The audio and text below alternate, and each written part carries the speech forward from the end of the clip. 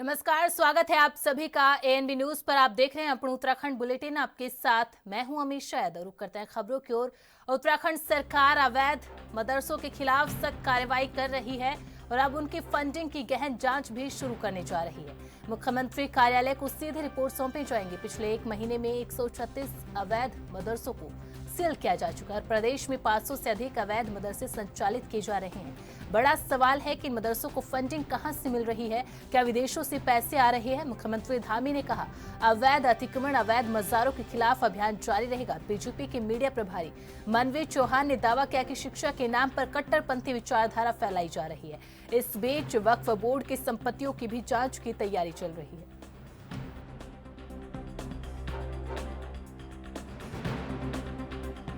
मैंने कहा कि अवैध अतिक्रमण, अवैध मज़ारें, अवैध जो भी हैं, जो इलीगल है, सबको लीगल रूप में लाया जाएगा। और जब तक ये अतिक्रमण पूरी तरह से इंक्रोचमेंट नहीं हटाया जाएगा, नहीं हटेगा, तब तक ये अभियान जारी रहेगा।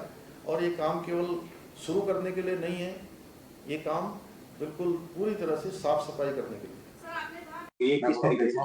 निश्चित रूप से कोई भी शिक्षा का केंद्र अगर संचालित किया जा रहा है तो उस पे उसका उद्देश्य जो हमारा प्रदेश और देश का भविष्य है उसको गुणवत्तापूर्ण शिक्षा देने का होना चाहिए। लेकिन जिस प्रकार से कई शिकायतें आई हैं कि उनको विदेशी फंडिंग की जा रही है, उनको कट्टरपंथी शिक्षा देने के लिए विदेशों से फंड दिया जा रहा है, तो निश्चित रूप से इसकी जांच होनी चाहिए और ऐसे लोगों के खिलाफ सख्त से सख्त कार्रवाई भी होनी चाहिए। और वक्फ बोर्ड भी अपने आप को ई बोर्ड बनाने जा रहा है। उस ई बोर्ड के माध्यम से हमारी तमाम संपत्तियां का ब्यौरा अब ऑनलाइन लोग देख पाएंगे। हमने जो हमारे काम है उसके लिए हमने प्रस्ताव पारित कर दिया है कि सबको हम ऑन इंटरनेट, ऑन वेबसाइट सारी संपत्तियों का ब्यौरा हम कलेक्ट करके दे रहे हैं। www.vamsi.com के ऊपर हमारी काफ़ी संपत्तियों का ब्यौरा आ चुका है और बाकी जो बचा हुआ है सारा ब्यौरा संपत्तियों पे होगा। किस प्रॉपर्टी का किस तरह से यूज़ किया जा रहा है, कौन कहाँ का कौन मैनेजमेंट कमेटी है, सब कुछ अब ऑनलाइन होने। उत्तराखंड में महिला अत्याचार, महंगाई, बेरोजगारी, दुष्कर्म को लेकर महिला कांग्रेस ने आज मुख्यमंत्री आवास कूच किया। महिला कांग्रेस प्रदेश अध्यक्ष ज्योति रौतेला के नेतृत्व में यह प्रदर्शन हुआ और लगभग 400 महिलाएं इस प्रदर्शन में शामिल हुई। सरकार की नाकामी की वजह से प्रदेश में महिला दुष्कर्म, अत्याचार, बेरोजगारी, महंगाई, बलात्कार की घटनाएं लगातार बढ़ती जा रही है। महिलाओं को क्षैतिज आरक्षण भी राज्य में कम दिया गया। अपराधियों में पुलिस का खौफ बिल्कुल नहीं है। आज प्रदेश भर में महिलाएं बिल्कुल भी सुरक्षित नहीं है। महिलाओं के साथ उत्पीड़न के मामले भी लगातार बढ़ रहे हैं, लेकिन सरकार इन घटनाओं को रोकने के लिए कोई ठोस कदम नहीं उठा रही है।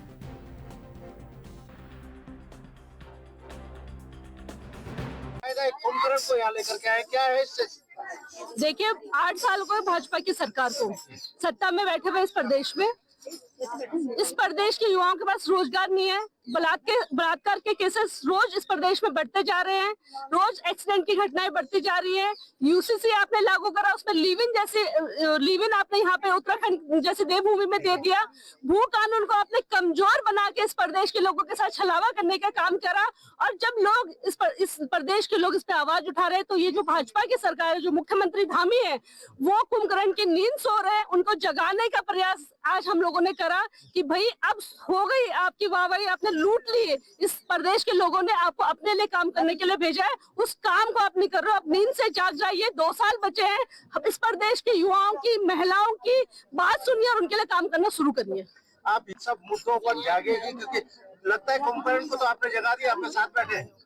देखिए, धामी सरकार को जागना चाहिए। इस प्रदेश की देवभूमि उत्तराखंड की एक बेटी के साथ भाजपा के एक वीवीआईपी ने बलात्कार करने की कोशिश करी, उसकी हत्या कर दी गई। 2.5 साल हो गए। इस प्रदेश का हर युवा, हर भाई, हर पिता, हर माँ ये चाहती है कि उनकी बेटी के साथ न्याय हो, लेकिन ये सरकार उस पर कुछ भी नहीं कर रही है। और हम लोग चाहते हैं कि सरकार, पूरा प्रदेश के जो लोगों की मांग है कि अंकिता को न्याय मिले, वो अब मिल जाना चाहिए।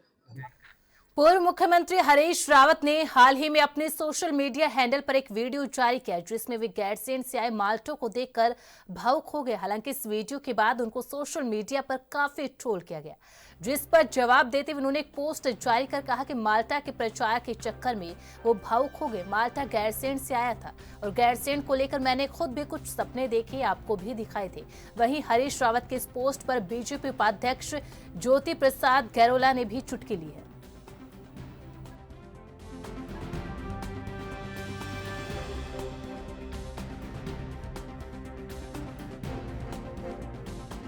ये गैरसैंण से थे मालती। गैरसैंण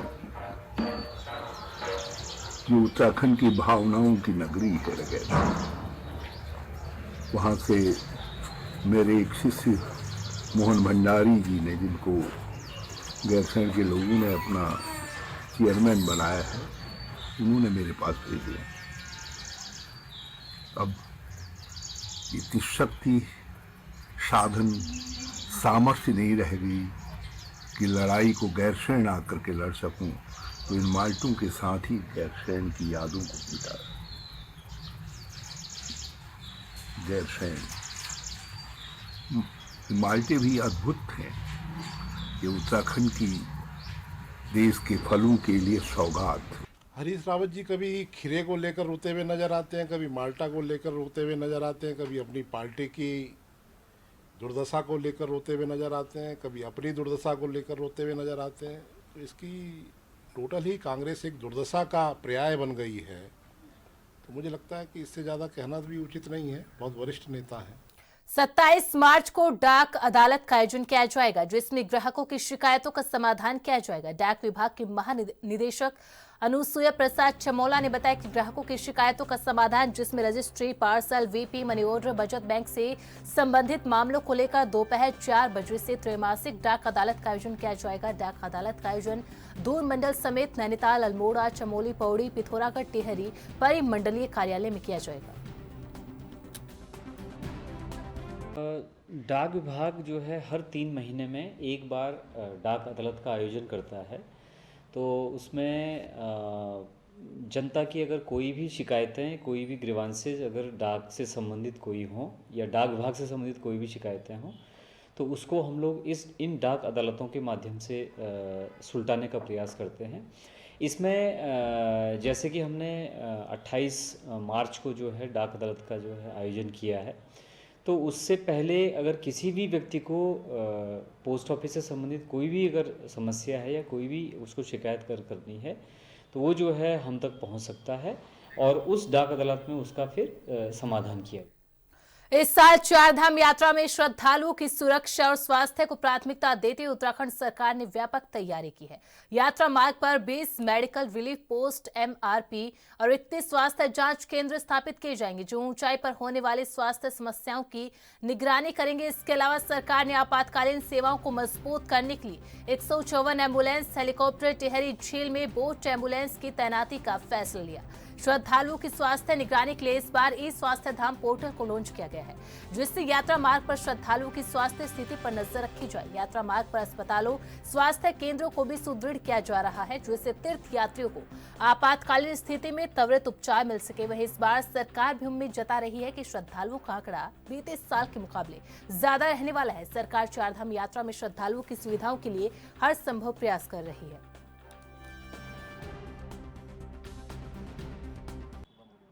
जैसे देखिए, अभी हमारी विगत 4 धाम यात्रा रही, वो सफलतापूर्वक पूरी हुई है, लेकिन उसमें जो थोड़ी बहुत बारीक सी कमी आई, उसको लेकर निरंतर हमारे यशस्वी मुख्यमंत्री श्री पुष्कर सिंह धामी जी बैठकों का दौर लगातार जारी है उनका। आज भी सचिवालय में उन्होंने इसको लेकर बैठक करी है, जिसमें यातायात संबंधित व्यवस्थाओं को लेकर, भीड़ नियंत्रण की समस्याओं को लेकर और पंजीकरण की व्यवस्थाओं को लेकर, तीर्थ पुरोहितों की जो समस्याएं थी उनको लेकर और तीर्थ पुरोहितों ने जो मांग करी थी, जितने हकूकदारों ने मांग करी हुई थी, उसको भी लेकर आज सचिवालय में उन्होंने एक बैठक करी है। जिस प्रकार से हमारी आगामी 4 धाम धाम यात्रा शुरू होने वाली है उसकी व्यवस्थाओं को पूरी तरीके से धरातल पर सही तरीके से उतारने के लिए निरंतर हमारे यशस्वी मुख्यमंत्री श्री पुष्कर सिंह धामी जी कार्यरत हैं।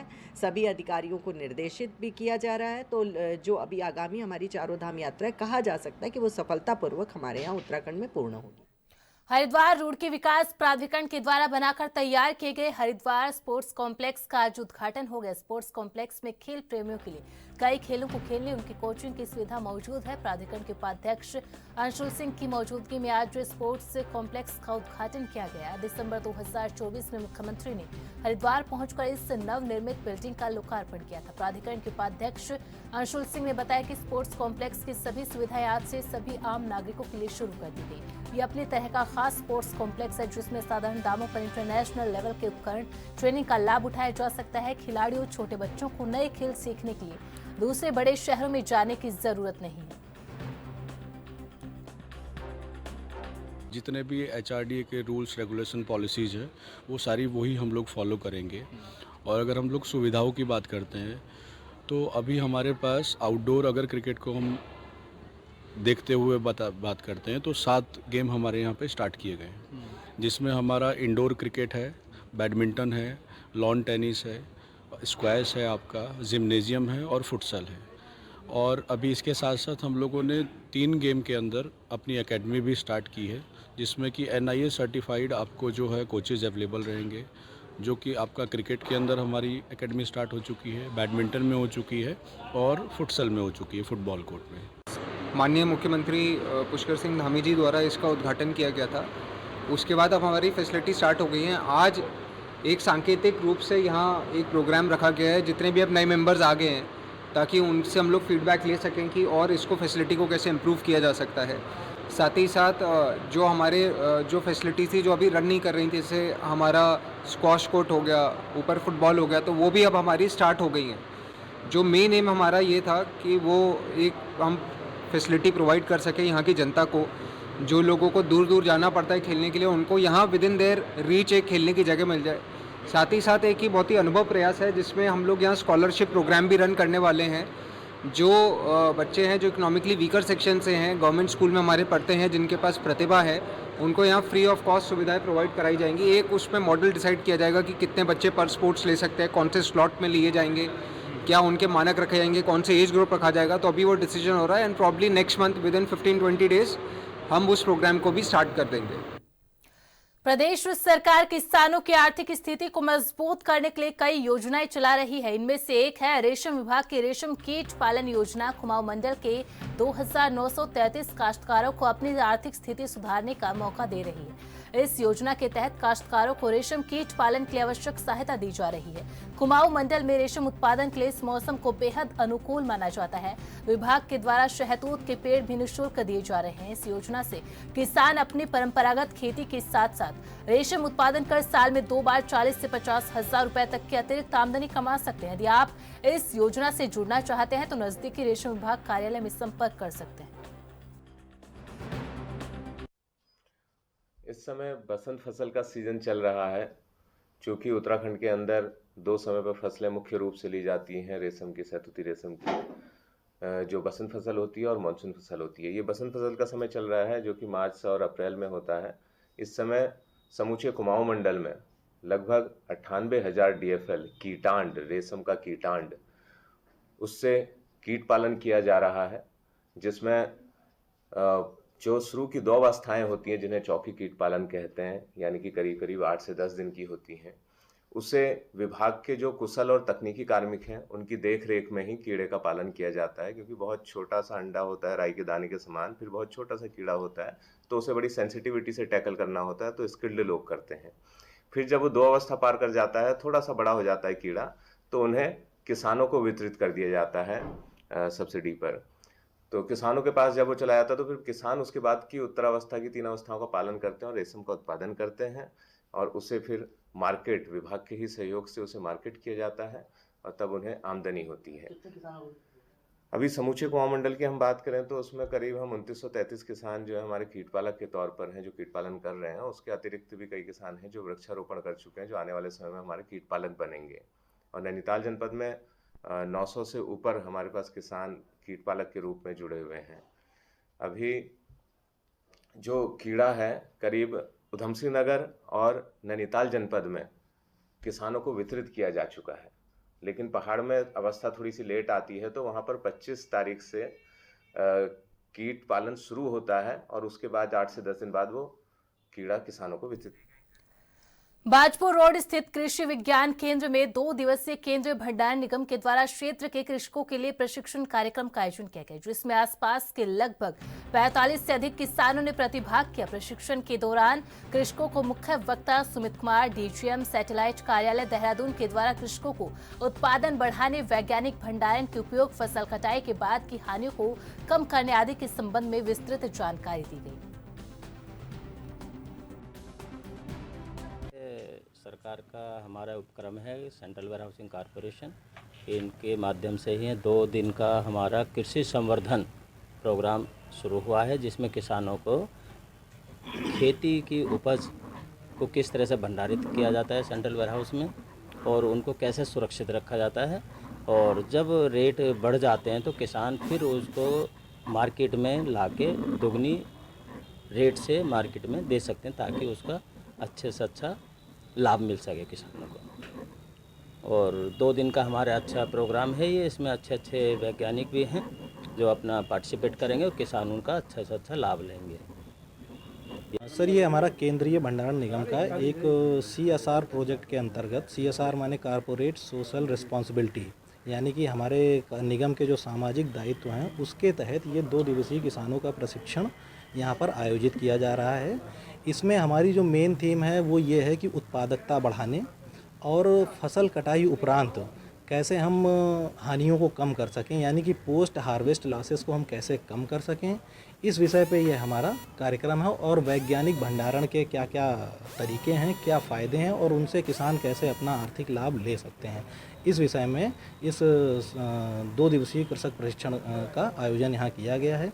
इसमें हम किसानों को बताएंगे कि कैसे वो अपनी फसलों को काटें, कैसे अपने घर पे लाएं, तो कैसे उसका प्रबंधन करें ताकि उसमें कटाई उपरांत कम हानियाँ हों, जिनको हम स्टोरेज लॉस कहते हैं। और कीट, आपको पता है कि फसलों में कितने अधिक कीट लगते हैं और स्टोरेज में उससे ज़्यादा लगते हैं, तो कैसे अपनी फसल को जब घर पे ले आएँ तो उसे सुरक्षित रख करके, और जब समय अनुकूल हो, जब मार्केट में भाव अच्छे हों, तब उन्हें बेचें। केंद्रीय भंडारण निगम भारत सरकार की एक नवरत्न कंपनी है जो किसानों को भंडारण के दौरान उनके अनाज को कैसे सुरक्षित रखा जाए और किसान को अपनी उपज का समय पर अधिक से अधिक मूल्य प्राप्त हो।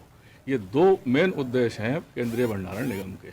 और आज जो हम यहाँ एकत्रित हुए हैं तो हमारा 2 दिवसीय सेमिनार कार्यक्रम है, जिसमें हमारे काशीपुर क्षेत्र के 45 कृषक भाई उपस्थित हैं जो इस सेशन का लाभ ले रहे हैं। और हमने अलग अलग क्षेत्र से कुछ एक्सपर्ट भी इनवाइट किए हैं, जैसे बैंक से लोनिंग फैसिलिटी कैसे हो, और हमारे कृषि विज्ञान केंद्र के वरिष्ठ वैज्ञानिक गण भी यहाँ उपस्थित हैं जो किसानों को अन्य जानकारियाँ जैसे मछली पालन, बकरी पालन, गौ पालन या और अन्य सभी लाभ कैसे कैसे किसान के लिए भारत सरकार द्वारा क्या क्या योजनाएं हैं जिससे किसान लाभान्वित हो, ये हमारा। भंडारण निगम भारत सरकार की खाद्य उपभोक्ता मामले और सार्वजनिक वितरण विभाग का एक नवरत्न उपक्रम है और सन 1957 से लगातार वैज्ञानिक भंडारण में देश के अंदर एक महत्वपूर्ण योगदान अदा कर रहा है। तो आज का जो हमारा कार्यक्रम है 2 दिवसीय कार्यक्रम, ये किसान भाइयों के लिए उनकी उपज से संबंधित है, जिसमें कि वो अपनी उत्पादकता बढ़ाने और फसल कटाई के बाद होने वाले नुकसान को कम कर। यहाँ पर वेयर हाउस की तरफ से 2 दिवसीय कार्यक्रम किया गया है, जिसमें बहुत अच्छा हम किसानों को बताया गया है।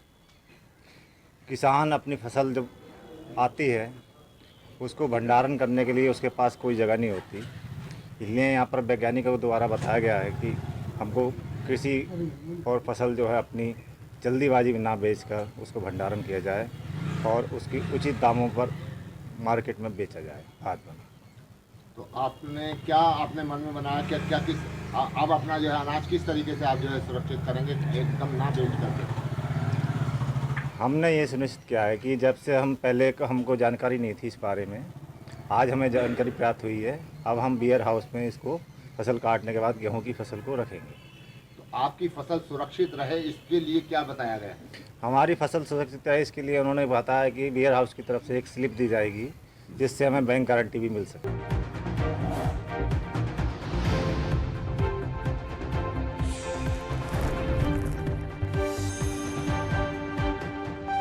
ब्रेक के बाद स्वागत है आप सभी का। खबरों में आगे बढ़ते हैं। उत्तराखंड कृषि उत्पादन विपणन बोर्ड कर्मचारी संघ, उत्तराखंड मंडी समिति कर्मचारी संघ के सदस्यों ने रुद्रपुर मंडी भवन के गेट पर सांकेतिक धरना प्रदर्शन किया। कर्मचारी संघ ने मांग रखते हुए दुकानों और संपत्तियों को लीज से फ्री होल्ड में परिवर्तन, अन्य विभागों के कर्मियों को मंडी विभाग में समायोजित करना, बोर्ड की निधि को राज्य पदों में शामिल करने की मांग की। कर्मचारी संघों का कहना है कि लंबे समय से इन मुद्दों को सरकार के समक्ष उठा रहे हैं, लेकिन अब तक कोई भी ठोस कार्रवाई नहीं की गई। उन्होंने चेतावनी दी कि यदि उनकी मांगे पूरी नहीं की गई तो वे अपने आंदोलन को और तेज करेंगे। प्रदर्शन उत्तराखंड में कर्मचारियों के द्वारा अपने अधिकारों मांगों को लेकर किए जा रहे आंदोलनों की श्रृंखला का हिस्सा है। हाल ही में उपनल कर्मचारियों ने समान काम के लिए समान वेतन, नियमितीकरण की मांग को लेकर सचिवालय कूच किया था। कर्मचारी संघों ने सरकार से अपील की कि उनकी जायज मांगों पर शीघ्र ध्यान दिया जाए ताकि वे अपने कार्यों को सुचारू रूप से जारी रख सकें।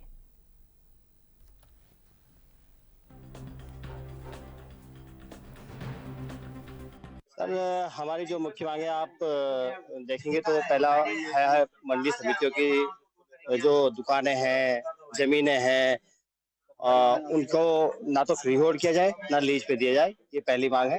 दूसरा हमारा मांग है कि जो अन्य विभागों से जो कर्मचारियों को मंडी परिषद और मंडी समितियों में मर्जी करने की जो कार्रवाई चल रही है उसके विरोध में है और उनको ना किया जाए, हमारी मांग है।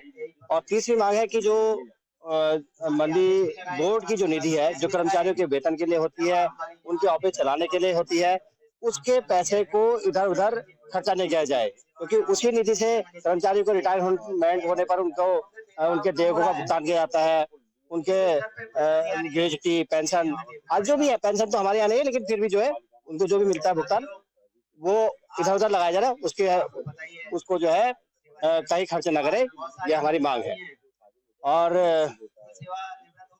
इसी बात को पहले हमारे जब कर्मचारियों ने उनसे वार्ता की थी, अपने उच्च अधिकारियों के बीच में अपने अध्यक्ष जी से बात की थी, तो उन्होंने हमें आश्वासन दिया था कि हम पैसा खर्च नहीं करेंगे, लेकिन वो लगातार इस बात को करते रहे, जिससे हमको आज ये आंदोलन करना पड़ा। और लालकुआ बिंदु खता राजस्व गांव को लेकर मची बवाल के बीच पूर्व विधायक नवीन चंद्र दुमका ने कहा कि प्रदेश की धामी सरकार बिंदु खता गांव को लेकर प्रतिबद्ध है। उन्होंने कहा कि बिंदु खता को राजस्व गांव का दर्जा दिलाने की कार्यवाही सही दिशा में आगे बढ़ रही है। जल्द ही इसके सकारात्मक परिणाम सामने आएंगे। जल्द ही बिंदु खता समेत अन्य गाँव को भी राजस्व गाँव का दर्जा मिल जाएगा। यहाँ सूबे की धामी सरकार के 3 साल पूर्ण होने पर अपने आवास पर आयोजित प्रेस वार्ता में पूर्व विधायक नवीन चंद्र दुमका ने कहा कि हम धामी सरकार के 3 साल ऐतिहासिक रहे। उन्होंने कहा कि मुख्यमंत्री धामी के नेतृत्व में सरकार प्रदेश में विकास के नए आयाम स्थापित कर रही है। धामी सरकार प्रदेश के हर क्षेत्र में विकास के कार्यों को बढ़ावा दे रही है। देखिए, बिंदुखत्ता जो क्षेत्र है वहाँ के लोगों की भावनाएं राजस्व गांव के साथ बहुत गहराई से जुड़ी हुई हैं। मैं अपने 5 साल के कार्यकाल में अपने स्तर से प्रयास करने के बाद इस मांग को पूरी नहीं कर सका, लेकिन वर्तमान में जो लोग कर रहे हैं उनको हमारी शुभकामनाएं हैं। लेकिन ये बात भी सही है कि बिंदुखत्ता सबसे बड़ा क्षेत्र है। जवाहर ज्योति है, बागजाला है, सुल्तान नगरी है, गोला पार्क है और भी बड़ी रूट के खड़गपुर, हिम्मतपुर जैसे गांव हैं। बिंदुखत्ता को इसका लाभ मिलेगा तो सभी को उसके बदले में लाभ मिलेगा। और यद्यपि ये विषय भारत सरकार के स्तर पर निर्णय का भी है और कई राज्यों से इसमें उच्चतम न्यायालय की समय समय पर स्टे इत्यादि भी होती हैं, लेकिन स्टे होना, स्टे खारिज होना सरकार का निरंतर प्रयास करके उसको जनता को लाभ पहुंचाना है सरकार का काम है।